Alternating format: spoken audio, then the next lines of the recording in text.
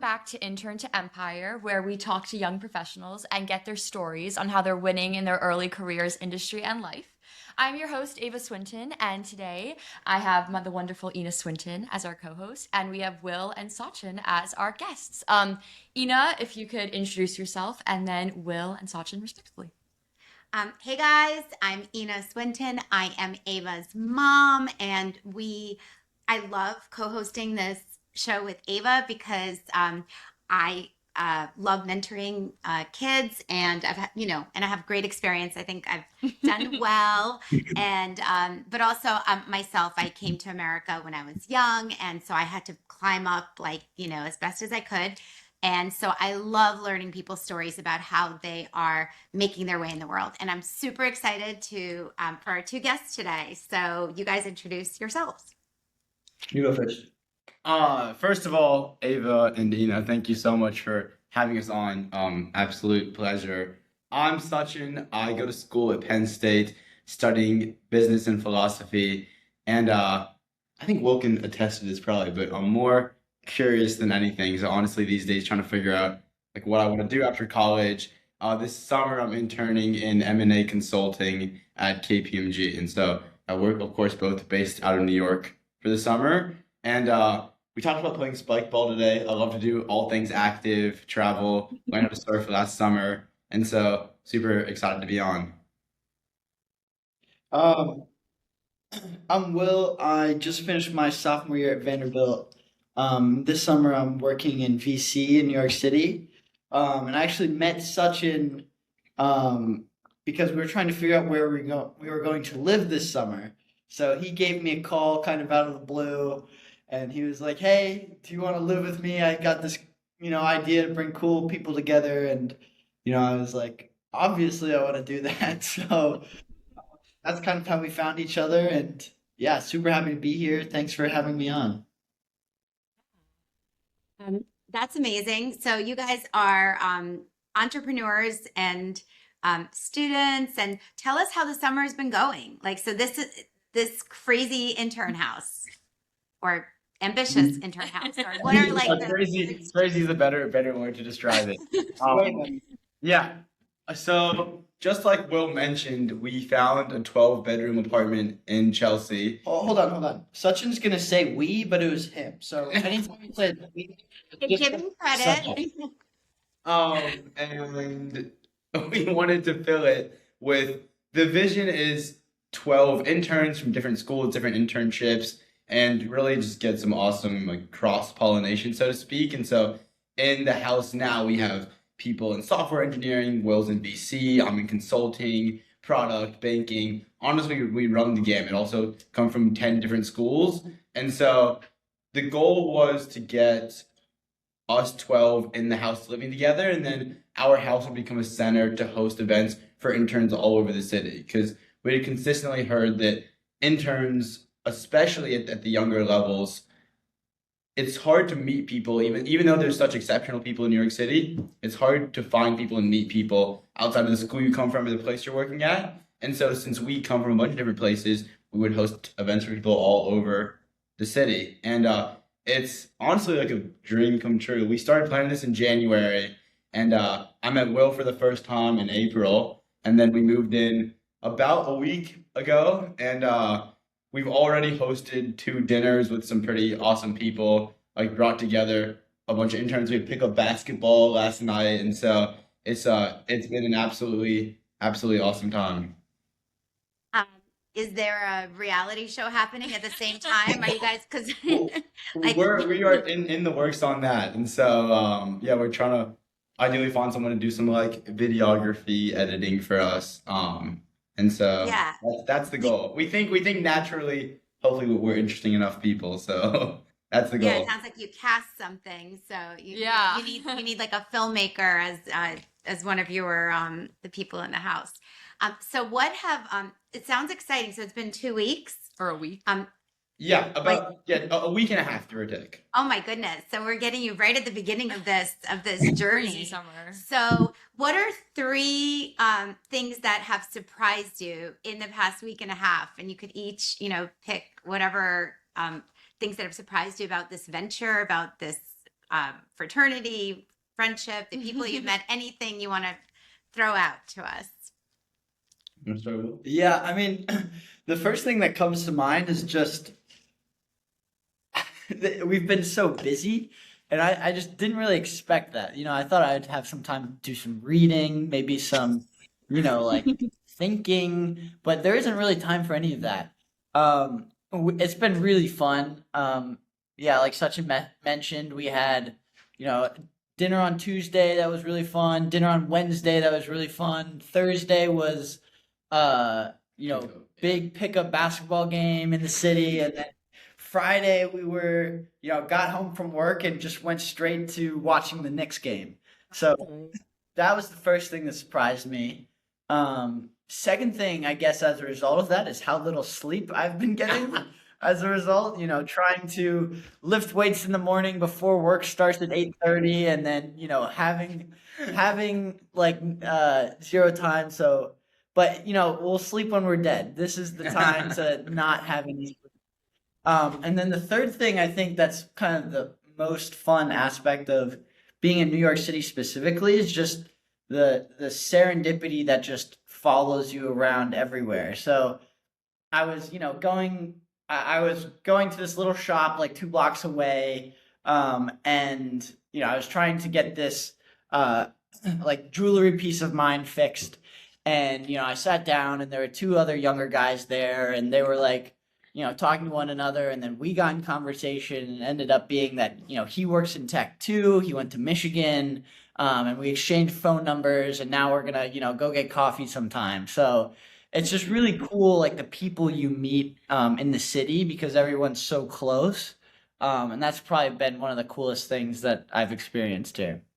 Yeah, I was gonna say that exact last thing. I wasn't call it spontaneity, but like Will's uncle was in town. He's like, "Hey, do you want to come hoop with us in Brooklyn?" So we went. And it was like an absolutely awesome time. We met up like with this founder that runs basketball games, and was like, "Hey, there's room for a Thursday night game. Do you guys want to come?" So we went to that. And so it's been absolutely, I don't know, amazing to just the opportunity that comes up randomly. That's what surprised me most. Like we took a lot of effort to plan it, but I didn't realize how much stuff would just like come up naturally through like different experiences that we have.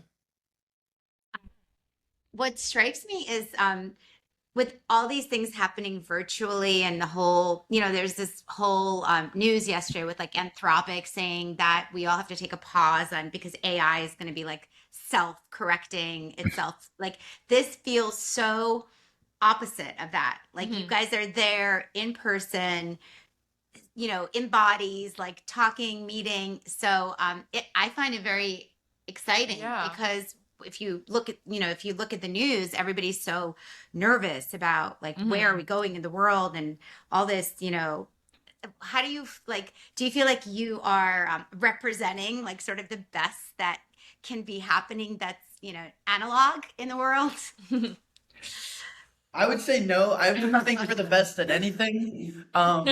It's certainly a fun time, but yeah, I hear what you're saying. I think we're really, grateful to be having all these experiences, especially because they're in person, and we're just. I wouldn't say we're the best, but we're trying. We're trying to be. We're trying to do our best, if that makes sense.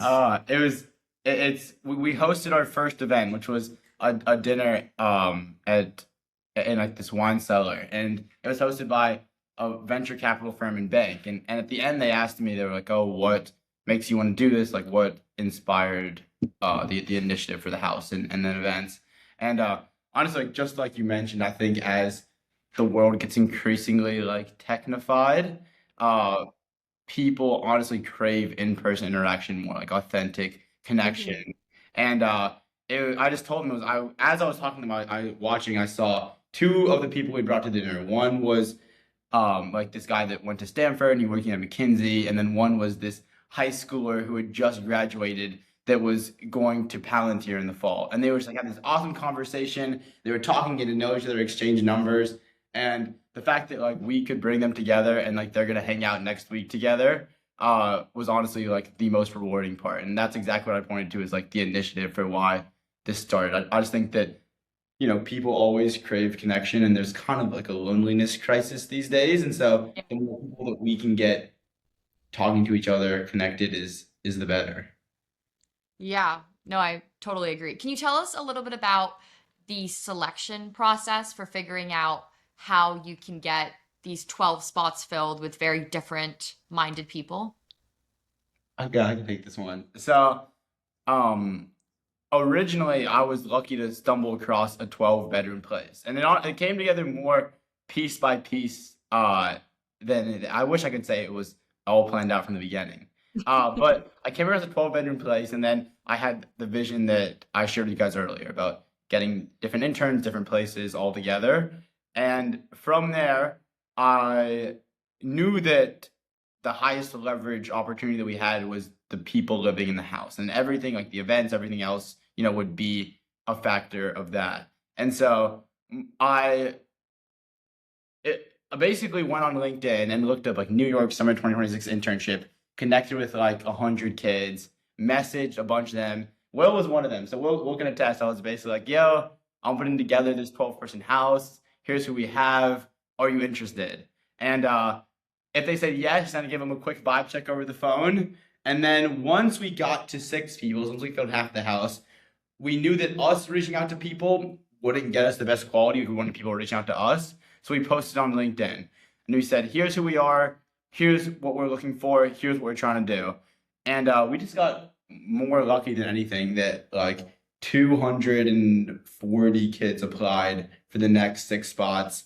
And then we grinded out in a week. And our method was 2 of us would call each person that applied that we thought had like an amazing background and vibe. And then from there, if we both liked them, then they go to like a final round interview, so to speak. But interview is a fancy word for it. It's more just like a get to know each other. And then yeah, we selected the next 6 from there.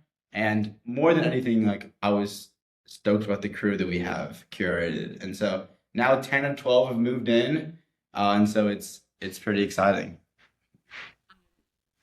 That's super fun to do. And when you first saw that apartment, like what did someone say? Oh, can I show you this apartment? Like, how did that even happen? That you looked at such a big apartment, like It actually happens to be like a student intern housing. So a lot of kids when they come to New York for the summer will stay in a short-term rental. But no, more than anything, I just saw it, and I had initially had the vision before I saw the apartment to get Okay. together different kids from different schools. When I Mm-hmm. saw 12, I was just like 12 is cooler than 4. Like why not get more people?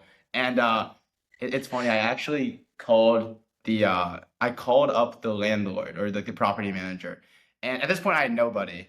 And I told them I was like, "Hey, I already have 12 guys that are all down to live here. We're just finalizing our internships. Can we hold this place for like 2 weeks?" And they were like, "Oh yeah, you can hold, like we'll put a hold on it for you for 2 weeks." And so then in the next 2 weeks we found everybody. And so that's how it came to be. So you found every person in 2 weeks? Yeah, it took about a week for me to find. It might have been. I think we had an extension. We got like a week extension, but in the first Yeah. week I found the first 6, and then in the next week and week and a half we found the next 6. Yeah. So it's like a real startup. Ava, the only way we were able to like call everyone was because of the snowstorm that happened at Vandy. So that was the week Oh my that God. we had no That was February 1st. It was- ended I like was right there. before that. Yeah, she came in on I the was there for Ava's birthday. On, and, like, the there Friday were of the trees. snow- It was like the dead Yeah. trees were everywhere, and and we were off from school for a week, so you literally had literally nothing to do and no like Exactly. really remote work. God. that whole week. I mean, we all did. We spent calling as many people as we could to try to find like who would be the best people to live with. Wow. So fascinating. Um, Well, this is actually a perfect little intro. So Will, you go to Vanderbilt. Can you tell me a little bit about your past 2 years at the school? Yeah. How I picked Vanderbilt. So before getting into Vanderbilt, I was actually committed to going to UVA, but I actually got in off the wait list. So May 2nd, I saw that I'd gotten to Vanderbilt actually when I was at lacrosse practice. And so I, checked my phone and I saw it. I was like, oh my gosh. I think I threw my phone like way too high in the air and I started running around. But anyway, so that's how I got into Vandy. And, that's essentially, I wouldn't say I picked Vanderbilt. It was more like, they were like, okay, you can come. So, um, I started out at Vandy studying HOD, which is Human and Organizational Development. That's kind of like Vanderbilt's business major. And I really liked it, but I just didn't think it was for me. And so, I tried a bunch of things. I tried philosophy, economics, did a little Spanish. But what I ended up liking most was my math class. And so I kind of just kept taking math. And I kept doing that. I was like, hey, maybe this could be a major. I think I could do a lot of things with a math major. And so, yeah, I did math. I joined a fraternity called ZBT. And also while I was at Vanderbilt, about halfway through my freshman year, I got in touch with a few professors at Stanford. And I started doing some software development work for them, helping them and researchers at Stanford find Department of Defense research contracts. So, in a nutshell, it's just really hard to find research grants. And so the software that I was helping build was one that made that process easier. Wow. Yeah. All this and you love La La Land? We did our little research. Okay. That's funny. Will is being super humble. Will's like the highest agency person that I know. The way that he got this like research opportunity is pretty crazy. And so Wow. Tell us. Well, do you want to tell us a little bit yeah, about that? well, tell the story briefly. Yeah, well, let's see. I, was really interested in building something that could help the United States national security. That was something I was really passionate about. And so I was like, hey, what's the best way to do that? Like, is there a course or, way that people can incubate like products to help national security in some fashion? And it turns out the best product or class or incubator that does that is this course called Hacking for Defense at Stanford. And so I literally reached out to the entire teaching team, and every student had taken the class, and anyone who'd probably heard of the class. I was like, hey, like, I'll literally do anything. Like, I just want to be involved somehow. And this guy got back to me and was like, hey, Will, like, what you're doing is interesting. Like, here's someone in Nashville you can talk to. And, if you're ever at Stanford, let me know. But little did he know I was going to be at Stanford next week. And so I was like, hey, I'll be at Stanford next week. Do you want to get coffee? And so we got coffee and, I was like, hey, like, I think what you're doing is really interesting. Any chance we can, do something together? I'm really passionate about this work. And he was like, yeah, let's have a phone call and see what you can do. And so I showed him some of my work. I built some simple scraping tools initially, and it went from there. But yeah, that turned into an internship over the summer and then throughout the school year. And then I also interned there briefly this summer before starting in New York. So, I'm so thankful for them, and I've learned so much from them, and it's just been a really, really awesome experience for me. That's great advice that you found something you were interested in, and then you literally did that research to find any person connected to that thing, no matter who it was, and reached out and it sounds like not everyone got back to you that you reached out to, but you don't need everyone to get back to you. Just to need get a one. like. Yeah, you just need one. Yeah. Right. And I think that's the key, right? You could get 99 no's and that you get that one yes. And so you got to get through those 99. That's super exciting. I'm really happy that somebody's thinking about national security. Yeah. Somebody Dating national security guy. Exactly. That's really exciting. And I think it's like a pretty common minor major at Vandy. I meet so many people who are super interested in the national security major minor. So I'm always like meeting people connected to it, which is great. So Vanderbilt, I think that's good that it's happening, because I don't think you get that in every university. Like that's definitely a thing that's not as common in every university, I would imagine. Um, so so Sa- in terms of that, and Sachin, did you have your story? I know you did debate. So if we move to, we are involved a little bit of debate through Ava's younger brother. Yeah, So, big debater.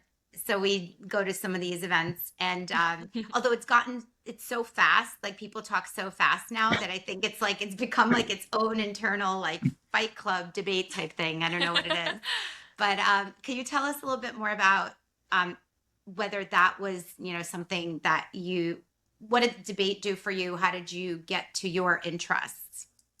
Of course, you guys, excellent research, by the way. Yeah, very, very good. I actually didn't debate at all in high school. I wrestled in high school, so about as far as you can get from debate. But once I got to school, one thing I love about Penn State is that it's such a big place. There's so much opportunity everywhere. Never even thought about debate before. Happened to take a class with the public speaking professor who was the debate coach, and he told me, he's like, "Hey, I think this may be something interesting for you. Do you want to try it out?" And it's been probably the most rewarding extracurricular that I've done in college. In addition to debate, I'm studying philosophy, and then this summer I'm doing M&A consulting, which is very like businessy, and everyone thinks that I am interested in it because of the business majors that I have, but it's actually philosophy and debate because I realized debate's all about basically how debate works is you get a prompt or a question or a statement, and then you debate either like yes or no, like I agree with this or I don't agree with it. And there's like never a right or wrong answer. It's all about just like who defends the question best, use a combination of like evidence, logic, historical context, and use like build an argument around something that you believe is true. And M&A consulting is very much the same. Like you work in the gray. It's about like finding a thesis and defending that rather than getting the right answer. And so more than anything, I think the most important skill to develop is critical thinking, like how to think through problems, like structured thinking. And so debate is just absolutely excellent at like understanding a problem, how to research that problem, how to speak, how to develop an argument. And I was not very good at debating when I started. I'm still not great, but I think I've gotten a little better. So it's been an absolutely awesome experience just because of how it's developed muscles that I didn't even know that I had, and it's helped me find like my interest for what I want to do professionally. It's great to I love that you didn't do it in high school, Yeah. because a lot of times I think, especially now, things are so competitive. It's like if you didn't start playing You're like 3 soccer years when you old. were 2, you can't play when you're 16, So Yeah. a lot of there's that kind of like mentality where, because humans overall are always improving and getting, people are faster and brighter, And the and competitive nature and- just keeps well, on. it's just and even college, right? Like it's much harder, everybody says now, than it was, let's say, when I was applying to college. So I actually really admire that, trying new things. And honestly, I know that you're young, but you hear a lot of people say like, oh, I can't do this because I'm 18 and I haven't done it before. So, what advice do you guys have on that topic? Like trying new things. How do you push yourself to, Try something maybe you haven't. yeah, and when other people may be very good at something that you're not yet there in your mind, So, what advice do you have? I actually love this question. And I have the general belief that I'm interested to see what Will says, but that like everything that you want is on the other side of something that's hard. And so like I think I actually listened to a podcast recently, and there's what's called like moats in business, and moats is what allows your business to survive, and what allows someone to not like come in and take everything that you have.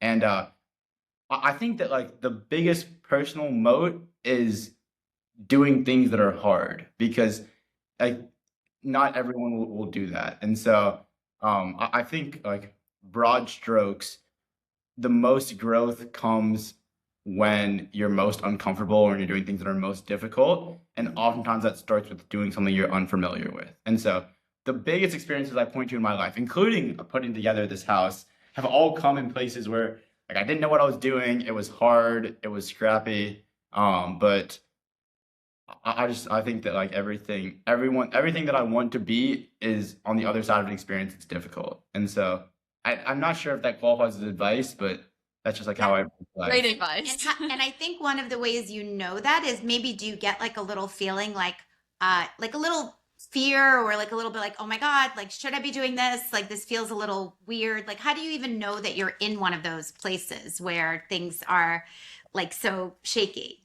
Like, is I that definitely get nervous. Like I'm not a super anxious person, I guess fortunately, but I definitely get nervous. I think more than anything, I'll tend to procrastinate things that I don't know how to do. And so, oftentimes if I'm procrastinating something, that means I'm like avoiding it, right? I don't know how to start. And so, like thinking about what I'm procrastinating, what I don't want to do, that's like the best thing. I just think like taking the first step is oftentimes the most difficult. So, like once you get there, if you just like break, even the gym that we go to the same gym. The gym we go to has a cold plunge, and I never cold plunge. But yesterday I was like, okay, I want to start cold plunging for the summer. And I literally stood outside the cold plunge pacing for like 10 minutes because the water was like 40 degrees. It was so cold. And eventually I was like, I should lock in and do this. And so I think like understanding, I study philosophy, so I tend to reflect a lot. But understanding like what I don't want to do and why helps me get to the bottom of that. love? Love, yeah. Yeah, that's awesome. The cold plunge. So take the cold plunge. Yes, exactly. The first 30 seconds, I don't know if you guys are in a cold plunge. The first 30 Yes, seconds is the yeah, hardest yeah. by far. And then after that, it gets like incrementally You go easier. numb and then you don't even feel it. You just gotta like jump right in. You just gotta do it. Yeah. Yeah, Ava was is a rower, so I think you guys were the The original ice- cold yeah, plungers well, we before did- everyone. We did ice baths after every big race. So when we raced nationals, we would like ice bath every day of the week leading up to our race. So like we would race like Friday, gosh. Saturday, Sunday, Monday through Thursday. We had ice baths for 10 minutes at a time. Yes. Like full like ice, like Yeah. no water, just like Before literally. it was trendy. I think you It guys was not started doing trendy, it. yeah. We But- should be the ones bringing Ava on. Seriously. it. Whoa. So wait, so Will, how about you? What is Yeah. your advice on people who, are afraid to start or are feeling like, they haven't done something and other people have already are there. So what do you think? Yeah. Well, I mean, the first thing that I'd say is I don't know if I've done anything yet. So I'll just say, like, kind of the mindset that, I kind of approach everything with. The first thing I'd say is, like, I don't think, well, I think everything is possible within the timeline of one semester. So, like, anything you want to do, if you start day one of semester one and you do it every day for an entire semester, you will, by the end of the semester, you will accomplish that. So, for example, like, Sachin over here, like, had this idea starting second semester of your junior year. Yeah. Junior year. And he was like, okay, I want to build like this intern hacker house and I want to, fill it with awesome people and get awesome sponsors and let's see what happens. And so he had this idea in January and started making it happen. And sure enough, it's happened within a semester, like things that, I definitely couldn't have dreamed about. And, it's all thanks to him, really. So that's the first thing I'd say is like, if you stick to it, like anything that you think is impossible is actually possible within a very short time period. And I like to challenge myself and say, like, okay, like, am I growing at this rate where each semester something kind of entirely new is happening? And am I learning in that fashion? The second thing that I'd say is like anyone who appears to be or claims to be very quote unquote cracked at something all started not good at that thing. And like I think the idea of like someone's an expert in this topic, especially at our age. Maybe not, as you get older, but especially at our age, like I think like, everyone's just a person, everyone's doing their best. And I wouldn't let the idea that some people are, naturally better at something discourage anyone from trying something new. And so I'd say, just get out there, whatever you want to do, no matter if you haven't done it ever in your life or you've done it for 10 years, like, 6 months or a semester can change what you're doing. And so that would be, the mindset that I have. And I feel like, it could be helpful. I think that One thing briefly this makes me think of. I think that like consistently good beats occasionally great every time. So if you just like be consistent and do something every day or whatever the cadence is, like that's so winning. consistently good Beats beats great. occasionally great. I Love it. I couldn't agree more because it's like practice, right? Practice is doing the thing. So you have to be practicing. You have to be taking some kind of action one step at a time. Actually, earlier I was in a workshop. We were talking about quantum sort of thinking, which is um, envisioning leaps that you may want to make, like just, visualization, because, quantum travel exists at certain atomic levels, blah, blah, blah. But you could also think of yourself as, it sounds like you're doing that naturally, but I think sometimes people need a little push to just be like, that quantum leap that you can make in your mind, like to just spend a couple of minutes visualizing something where you're not currently are, but where you could be. I think sometimes that, that way maybe like literally taking a couple of minutes and being like, I see myself in this house, in this beautiful apartment, and, New York City surrounded by amazing people, and there's 12 of them and whatever. Like even that, but not saying to yourself, that's crazy. Like, so just like indulging yourself a little bit and kind of like more quantum thinking rather than just like even while at the same time just taking a step. So that's like, I think the duality of like what you both are saying, like it's sort of just take a step, but also allow yourself to dream and know that taking not a perfect step, but a step can lead you to some vision. So I think it's like the duality of like dealing with that voice of like imagining a big thing, but doing a little thing every day.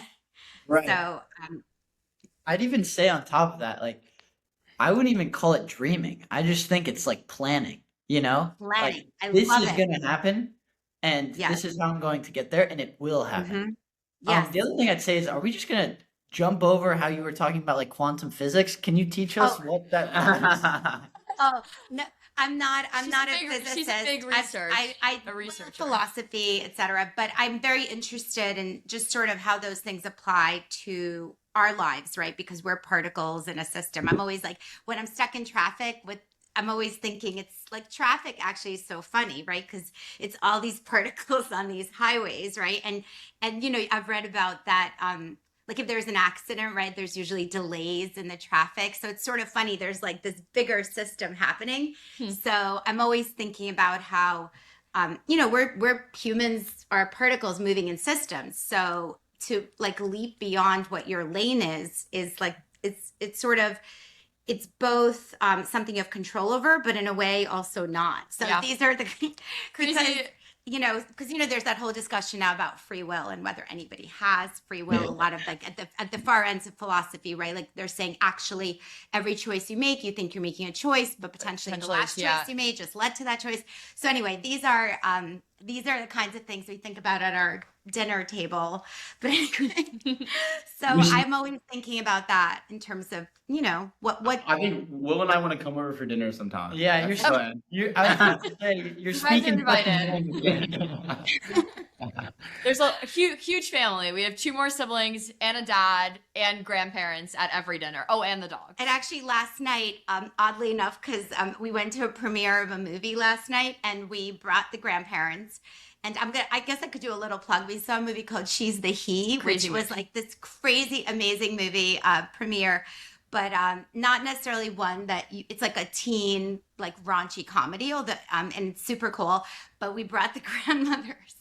And but this is like, it's actually funny. So in terms of we got a flat tire. So Oh yeah, I wasn't even here. I was watching the with next my game, so two I was. parents, like my parents who are older, and we got a flat tire, and it was the Knicks game last night. So we were That's so literally tough. waiting No, for like the this is so bad. triple A to come, This is so bad. like on the street as hordes of people are pouring out of bars, and and we had to find a bathroom. Like I took my parents to this nightclub.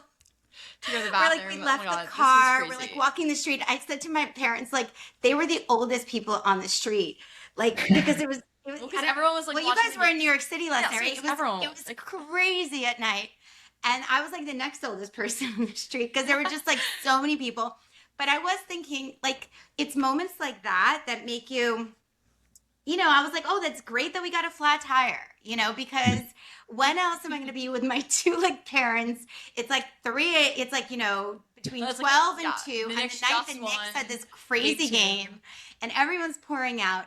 So I guess I would say that there is some free will, right? Because I chose, but those are the kinds of questions that I think can also be sometimes paralyzing, but also can free you to just, I'm like, oh, this is great. A lot of people would be like, gosh, it's 3 a.m. and I have to be doing all these things. So anyway, why am I even talking about that? Oh, about like the nature of serendipity, I guess, Yeah. in life, and how do you harness it for achievement, enjoyment, living in the moment. Like, I don't know, it just sounds like you guys are really straddling those exact like things where you make a choice, but then you're free to find serendipity in your choices. Okay, so another question we love to ask our guests is about mentors. So we have another part of the podcast called Mentor Talks, where we actually interview people on the other side of very successful people in their young professional careers. So I'd love to know any mentors who have played a large part in your life so far, and it could be academically, it could also be personally. Like I usually say, well, my mom's a huge mentor of mine, but I also have many academic mentors. So love to hear from both of you. Well, I'm kind of Will's mentor, so. Oh. I'm joking. I'm joking. This is true. I'm joking. I'm joking. This actually is kind of relevant. I am pretty interested in startups and started working with this kind of like tech bro. Tech bro maybe I think that's the best way to classify him. But just like this guy that started a pretty successful startup and now like spends a lot of time in SF in like the startup scene and like does a lot of venture.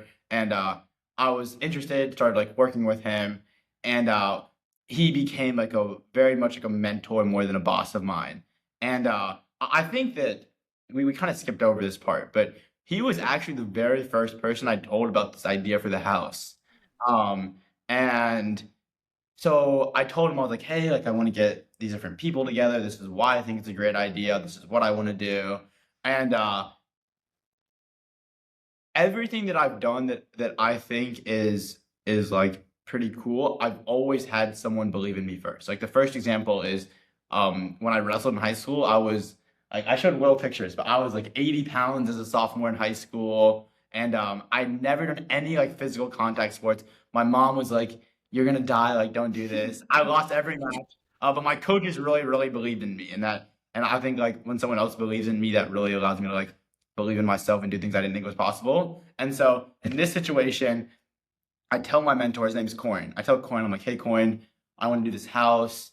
Like, what do you think? And Coin tells me, he says, I think this is the best idea I've ever heard. He was like, I want this to happen so much.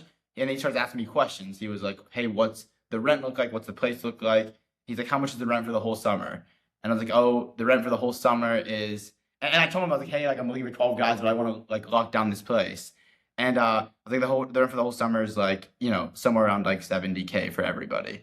And he was like, if you need the money up front, he's like, let me know and we can talk about it. Because he's like, I think this is such a good idea. Like I want to be a part of it. And so like having someone believe in me at the earliest stages of what I'm doing when I even think the idea is crazy is something that I've been like super grateful to have. And so like my debate coach did, my wrestling coach did, Coin did with this house. And so I do think behind like every great success, there's always like, of course my parents, like I'm very close with them, but but there's always been someone I can point to that's like stood behind me, and like having someone believe in you is always a blessing.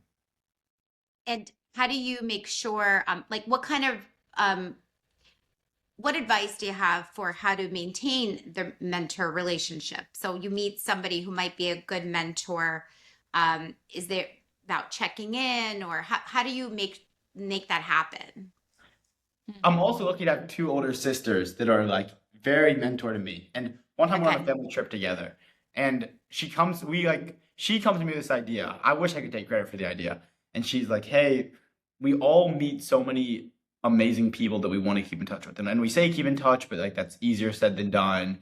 Um, why don't we every 6 months we draft an update and we send it to a list of people that have like influenced us, kind of like mentors or friends, or like I have my wrestling coaches on there, even though I haven't seen them since high school. And Is that your shareholder letter? yes, On this is the shareholder update. Oh, And I so told you about it. and then every Okay. 6 months I call it like a shareholder update. And it's Love basically it. just like here's what's new about me, here's what I'm doing academically, here's what I'm doing professionally, here's what I'm doing personally. And I send it out. I send it out to all these people, and it's like amazing for maintaining relationships. They all reply and they're like, "Oh, like this is so awesome, let's do this." And so it can feel awkward at times to just like reach out randomly and be like, "Hey, I was thinking of you, I saw this article." And so having this structured cadence of reaching out to people that are important to me that I want to keep in touch with is something that's helped me a lot. And so it can be really easy. I've like started to put more effort into it, but it could literally just be at first mine was just Google Docs.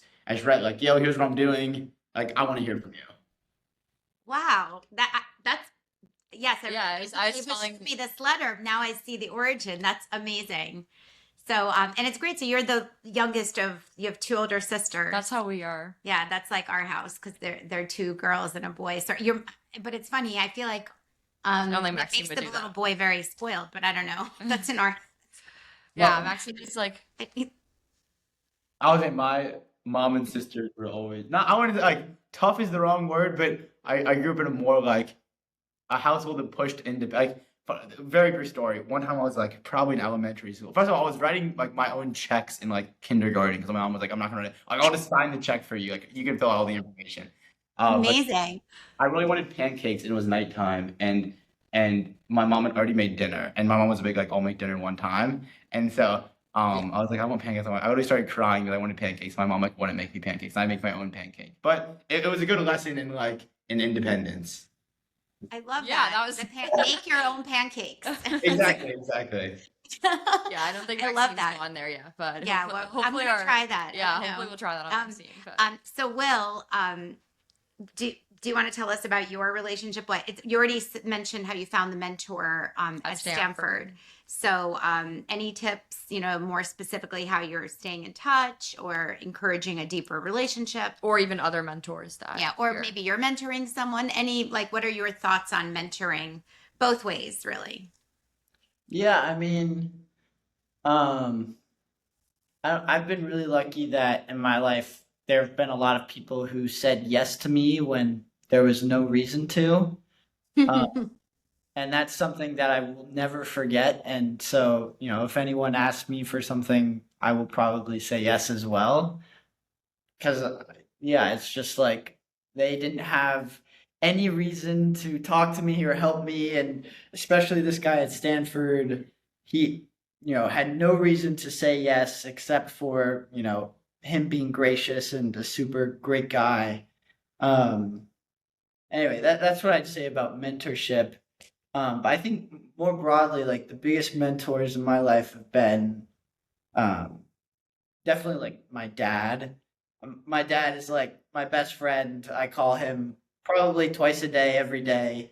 From hey dad, like I'm sending this email. Can you take a look at it? To like, did you see the Steelers game? Or oh my gosh, that dunk was awesome. So my dad and I, we have a great relationship, and we share almost every interest, and so he's my go-to for everything. He's done everything that I want to do in life, and so I go to him frequently.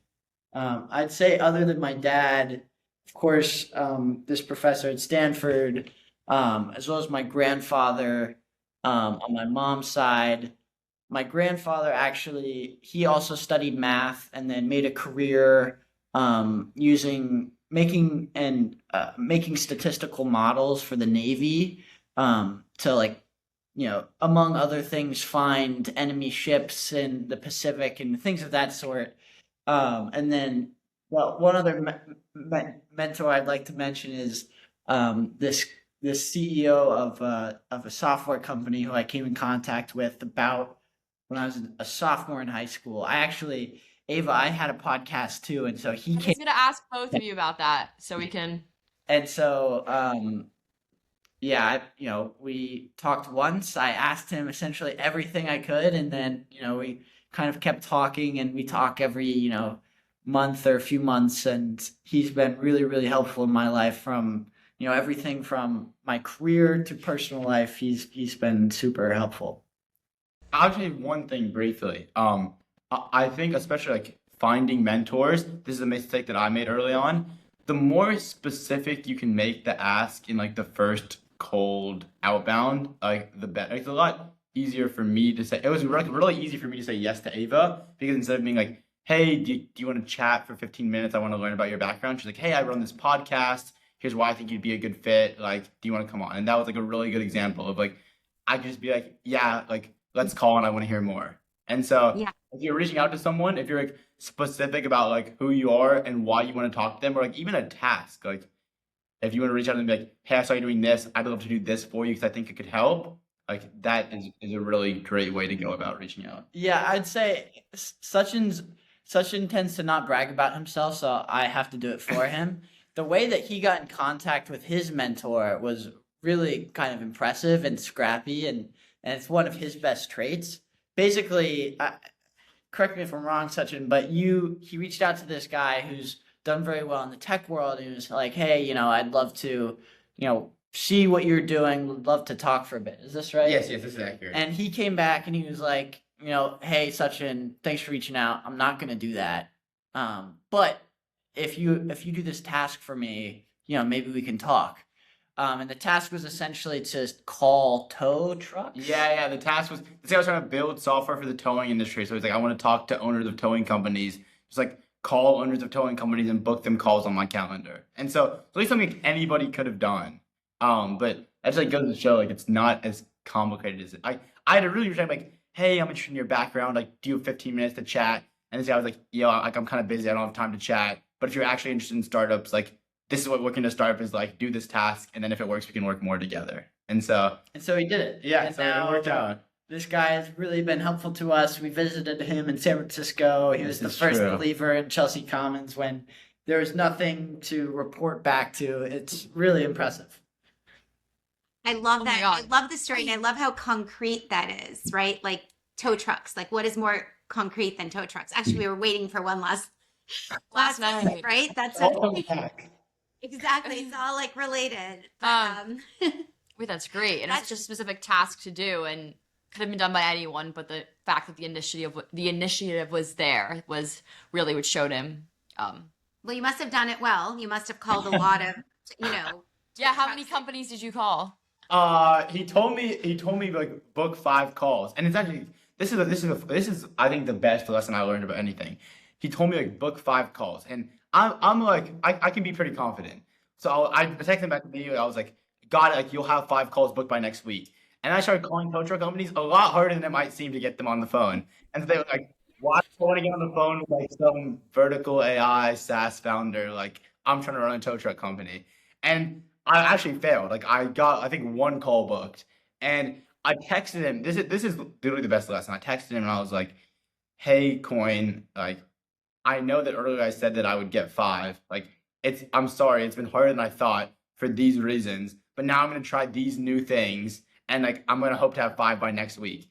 And more than anything, at least with Coin specifically, like communication is totally king. And so even if you can't accomplish something, he actually gave me this advice later on, which is I think the best advice. He was like, if you ever have a problem with someone, the worst thing you can do is try to hide the problem and then solve it by yourself. Because then if things go wrong, then they're going to wish that they just knew about the problem in the first place. And so, for example, we had a dinner where we didn't have like the reservation fell through on the place we were going to do. And I called him. I was like, hey, the reservation fell through. Like, I'm not sure about what to do. And he was like, tell them the reservation fell through, and then tell them you're working on it in this way.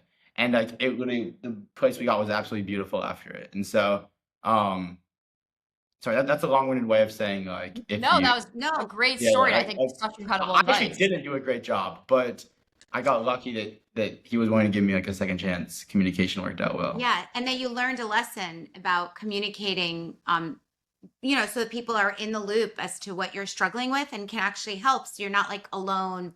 Like, I think it gets back to sort of what we were talking about, the antidote to loneliness, right? Like, sort of how being with people, sharing more than you think sometimes, right? And not being afraid of being judged. Like, you weren't like, oh, he's gonna, can't, if I tell him I only got one, that's it.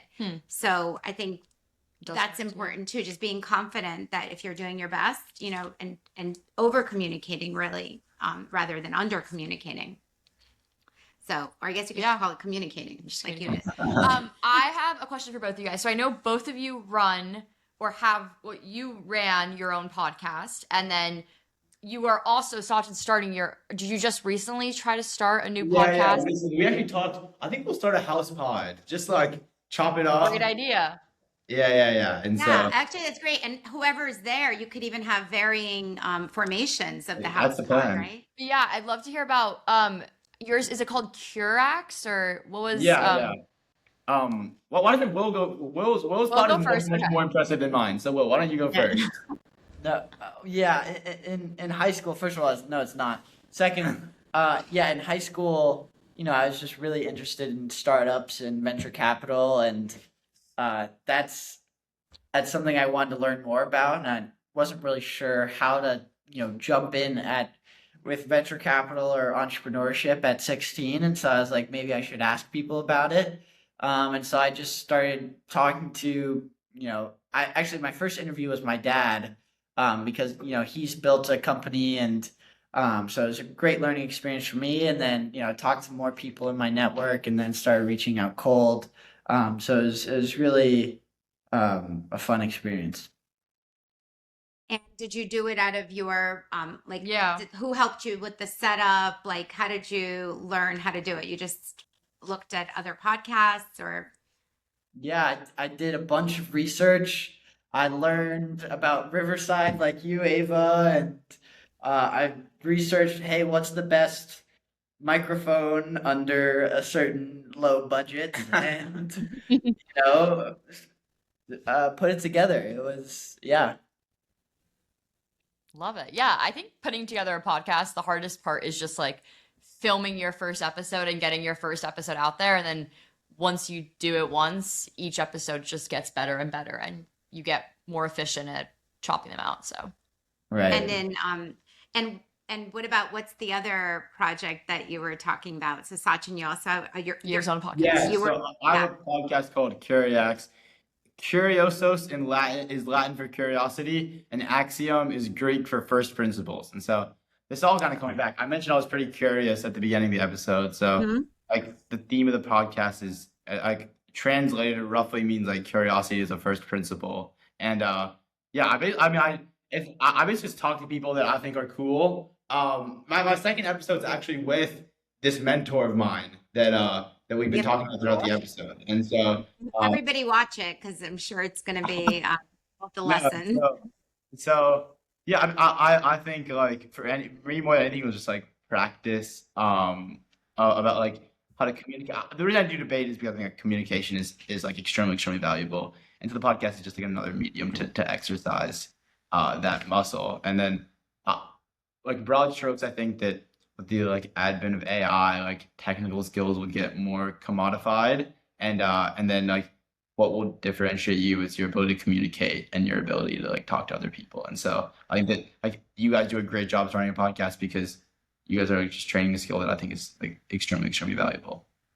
Yeah, it's scary every day. I feel like there's some new articles. I mean, the recent one about AI writing, because I don't know if you guys been keeping up, but apparently it's AI writing is entering a lot of speech. So people are we all don't want to use AI for writing, but apparently a lot of public speaking, a lot of words that the engines use are like emerging in public speech, and it's quite interesting. How do you feel about using AI for writing? Like, because writing is also thinking, right? Like when we write, we think, we make mistakes, we rewrite. So a lot of people say, "Oh, I just used it for writing," giving me ideas. But what do you think about how are you harnessing AI without for writing specifically? Because we're talking about communication and connecting to people. What do you think? Not to put you on the spot. Yeah, I can go. I'll be brief. I think this is like I'd be lying if I said. First of all, like, I don't have like the right answer. Secondly, I don't even know what I think. But That's good. I think that there's some activities where I choose like not to use AI or use it like significantly less than I would. Like the things where I'm prioritizing like developing my critical thinking skills. So oftentimes, like if I'm doing debate research or forming an argument, like it would destroy the point of debate if I use AI to make my whole argument. And so Yes. at least I'll start with like conceptually thinking through like the different logic chains of like impacts for what could happen.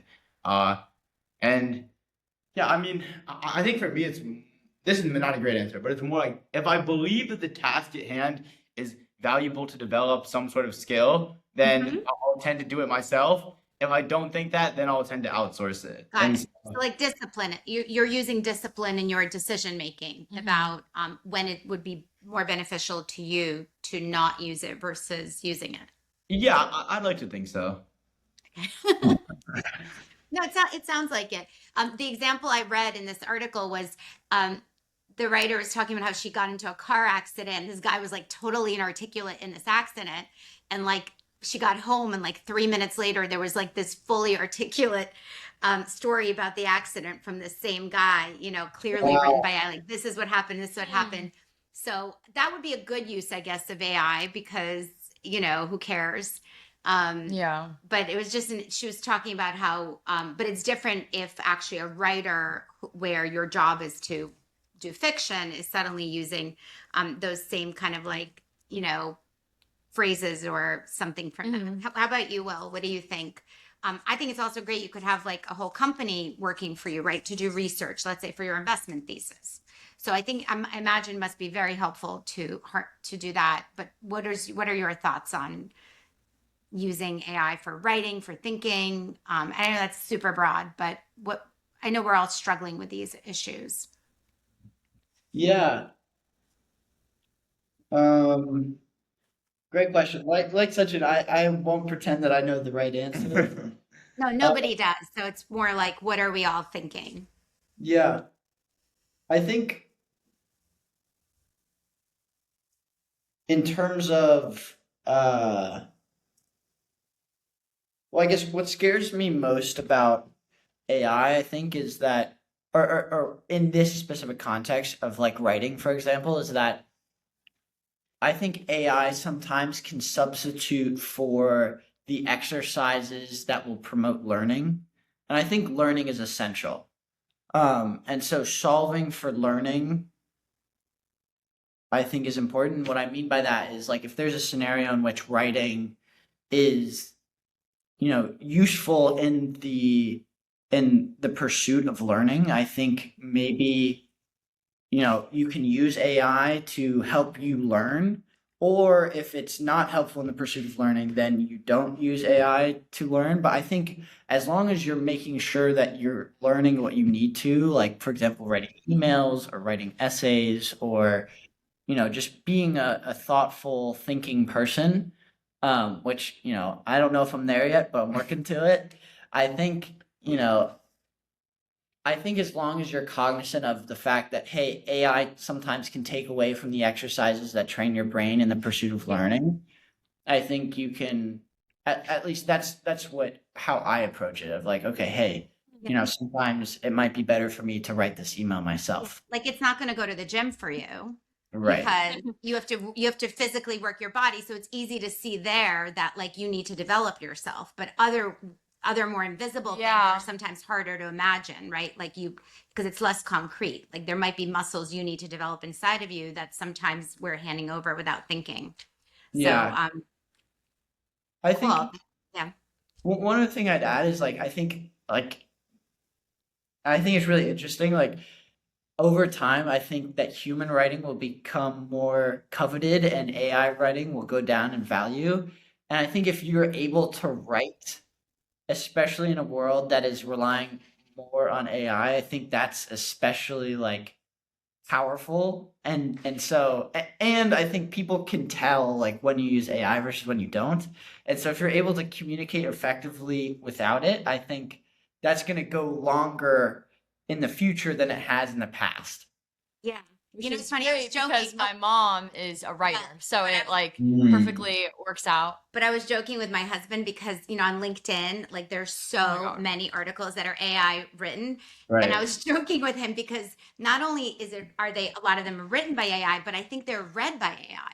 Because Yeah. basically a lot of people aren't bothering to read the whole article. They'll feed it into the engine. They'll be like, what are the top lessons? So in a way it doesn't matter because the AI is like writing for the other AI because people are basically using it And so to many intermediate just vowels. so anyway, hopefully once we all I think things will normalize as we're all experimenting, with what are the best uses. But I know like that whole what's your stack, everybody's talking about what they're using and the skills and the difference of the engines. But anyway, but it's interesting because you guys are developing like all these young people learning how to think. So you're right at the forefront of like the adults don't know what's happening, right? Like so everybody's like, we hope you guys could just figure it all out for us because like we have no idea. Anyway. Okay, I think we're getting to our final question. I asked all of the guests this, but what are three things you're looking forward to in like the upcoming year, or like honestly maybe the upcoming year or like summer? One could be like academically, one could be personally, one socially, thereabouts. Yeah, I can go first. I think I'm really like the thing I'm most excited for, or actually, I wouldn't say that because I'm too excited for everything. But the first thing that comes to mind is like, really getting to know Sachin and all of the other guys that I'm going to be living with. I think we've assembled a really, really cool squad. And so um, I'm really pumped to, hang out with them. Um, I'm also really excited to explore New York City. So I was actually born here and I grew up here. And so, reintroducing myself to what feels like home is really exciting to me. Wait, so And you then, grew up in New York City, Well, and in then you Hoboken, you said, right? But you were born in New York. yeah, so born in New York. And then when I was like 2, I moved to Hoboken, but I Yeah. still went to school in the city. Um, Oh, so so fun. like took the ferry or the path every day. Yeah. Until how old were you? I was third grade, end of third grade is when I moved to Austin. Okay. Okay. What school were you going to? Grace Church School. Yeah. Okay. My siblings do the whole commute into the city from New Jersey, so we're very Just for high school. just Yeah. for high school, but we know the whole thing. So sorry, I interrupted. But your third thing. Oh yeah, so my third thing and honestly probably the most important thing is like I'm really excited about my job. I think Oh, venture capital is really interesting. And I love all the people that I'm working with. And I'm really excited to just dive deep into it and learn as much as I can. So those are my three things. I'll give outside of the basic, like of course I'm for context. None of the 12 of us really knew each other before this. Will knew a couple of the guys, but for the most part, none of us know each other. So outside of like getting to know each other at the city, I've one personal update, one professional, and one like that mhm. life thing that I'm looking forward to. First, professionally, like I mentioned, I'm using the summer to find out like what I want to do after and why I want to do it. And I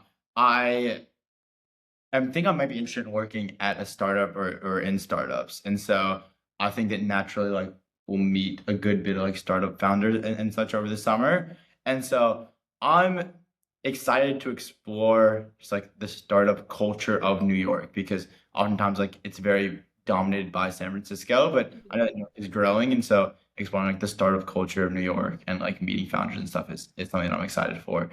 And then personally, I think I've told him this. I have this vision, this plan to. I love to ski. I love doing all things active, and so apparently you can go to the Alps and you can work in a ski shop, and then you get free skis, free lift tickets, free lodging, and then like you don't get paid. And this actually leads into my third thing I'm excited about. But the third thing I'm excited about is I graduate college in December, and so like graduating and stuff is obviously exciting. And then that following January, I want to go to the Alps during like peak ski season, and then like January to early mid April, I work in a ski shop and just like work as a ski hand before I dive into like startups or whatever. And so that is the plan. I guess we'll see if it happens. You know We where? know some people in Yeah. Vegas, Do you know where you wanna And work? I see it. The research has not been done. The research has not been done yet, but I'm thinking like this is still broad. I'm thinking either like probably Swiss Alps. I think because I don't know French or like any other language other than English, and so I hear that Switzerland is more Definitely applicable more to like English speakers than English friendly. But Yes, I would say so. but if you guys have recommendations, Yeah, Well, we might. I can. Well, well, we can yeah. say that after, but I'm saying the French Alps are fun, but you could always work as part of the Swiss Alps and then take a train over and spend a couple of days there. That way you get to that's experience the it. plan. Yeah, we were actually in Lake Louise in March, which is totally not the Alps, But but it was Great where all the skiing. snow was in the U.S. I mean, in the U.S. Canada, because there were lots of people there that had been on their way to Aspen and everything. So Vail and like that's in the Western Canada. So that was that's a great Really place too. But Yeah. you won't get necessarily the same après ski as. We're thinking a bunch of the residents like to ski, so we're thinking a group ski trip sometime in like the late That's- fall, like December. Yeah, well, that's a great. We can Yeah. highly recommend. It's like Lake Louise and Banff. Banff This is the Western best. Canada has amazing skiing, and it actually was one of the places that had all the snow this year. yeah, where there was no snow Yeah, anywhere not- in the U.S. So Anyway, so that could be a lot of fun, and it's Western Canada. Like we know a lot about that. But, well, that's great that it's Yeah. we have. So that's awesome. I had one other. Oh. Well, no, it's okay because I think well, we'll do that another time. 'Cause Yeah. I was interested in the whole VC startup. I mean, I know it was Tech Week last week, right? So did you guys get to any events for that or? One of our residents almost won a Rolex at a Tech Week event because Wow. there's like a free throw contest and the last one in wins a Rolex. But he unfortunately folded. He got so- seventh place. Yeah, he got 7th out of like 40, so Wow. Okay, It was- that's cool. it was pretty hype. But yeah. That's we a cool also did anecdote. 2 events during Tech Week. We went to like a couple of different ones. Tech Week was fun. Awesome. Very cool. I'm sure you guys are like the toast of the town. For- I wish. Well, thank you guys so much both for being on the podcast. Thank you, Ina, for being a great co-host. This is episode 22. Wait, so I have to do one thing before we go. Ava is absolutely awesome from all of our interactions. Like I was not doing the fact that she just finished her freshman year at college. That's right, right? Is Yeah. crazy. I was not doing nearly this much, like not even close when I was a freshman. Oh. And so Oh, that's so kind of you. if anyone wants like someone awesome to work with, reach out to Ava. Oh, that's Aw. so kind. Ava has we didn't get to it, but she's got like 4 jobs this summer. It's too many jobs. Pretty crazy. Yeah, she's got a lot of jobs this summer. So, but doing great in all of them. So, But yeah, I'll we plug can for talk Ava. later. yeah, but um, also if people want to reach out to you or, how do they follow your adventures in, anything they want to Like LinkedIn. get in Yeah, touch? LinkedIn is probably best. You can look up the Chelsea Commons, and that's like the name of the house. And then, yeah, my name is Sachin. Yeah, well, I mean, my email is willcburkhart@gmail.com. Like, just reach out. Always looking to meet new people, and if you're in the city, like, would love to hang out. This is true. So yeah, I'll always check my email. Okay, Awesome. yeah. I love this. So, So you all our guys- listeners, yeah. you heard the You email. heard this. Get And your also, great I will. ideas out. I attach the LinkedIn's on the bottom of each episode, so you guys can click the link directly and get there. So, thank you guys so much. Thank Yes, you. thank This you. is so much fun. This was a ton of fun.